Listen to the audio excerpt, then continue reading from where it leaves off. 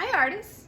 We have been working on printmaking and trying to get our design from the paper into the foam.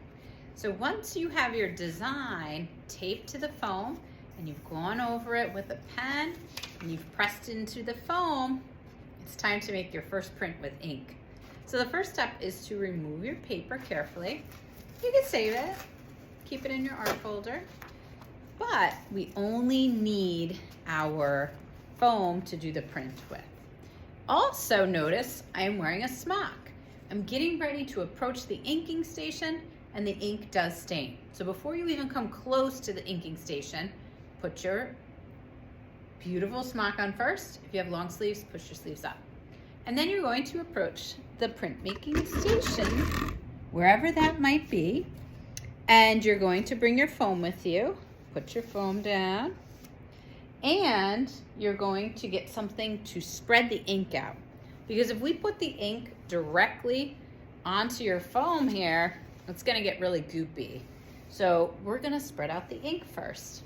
And to do that, I need some tools.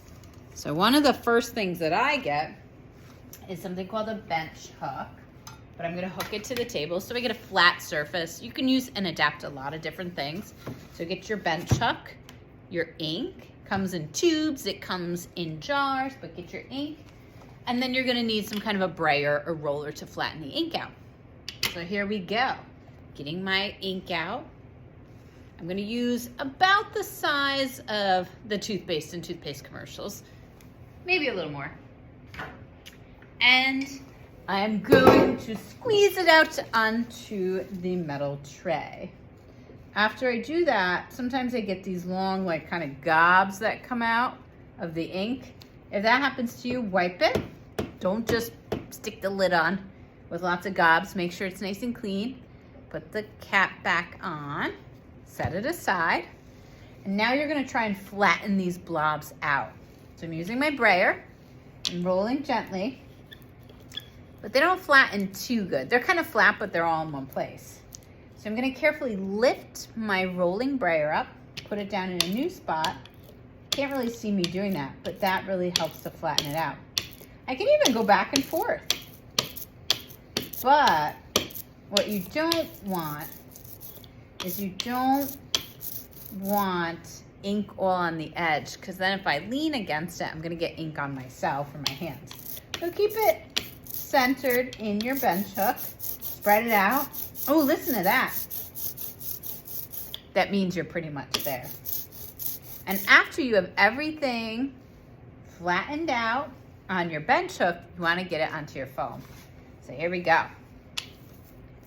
Rolling it onto my foam. Looks good, but you really want to make sure you get it nice and even. Get all the edges.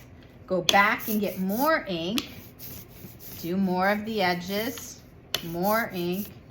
Edges. Really look at your foam printing block and make sure that everything is nice and even and you think you have nice, even coverage. When you do, it's time to make your print.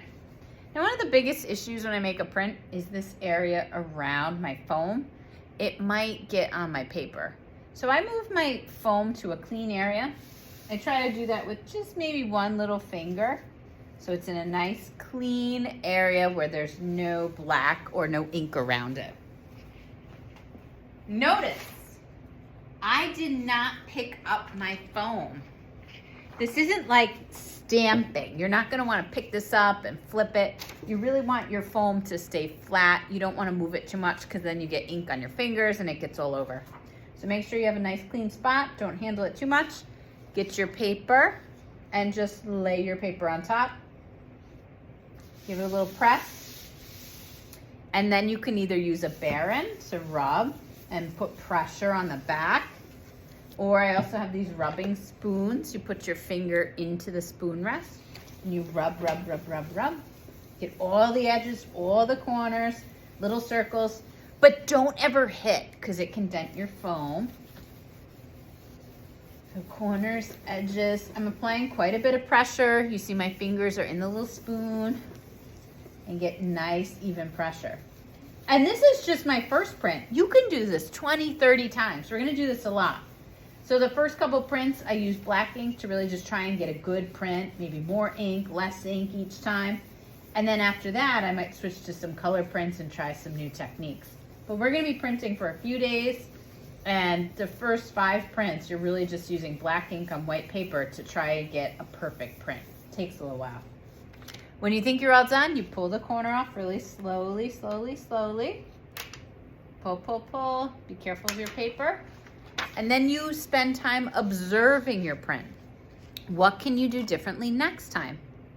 Maybe you add more ink. Maybe you add more pressure. Maybe you missed a spot and you evenly cover your foam next time. Really observe your print, see what you'll do differently, and make a plan for your next print and do it again. Keep every print you make, even the ones that don't come out good. Keep them, save them on the drying rack or wherever you dry your prints. And at the end of the period, before it's time to clean up, always wash and dry your print in the sink with a sponge, and keep your foam safe because you're going to use it again and again and again for the next 2 weeks. Have fun with printmaking. The best way to learn is by doing it.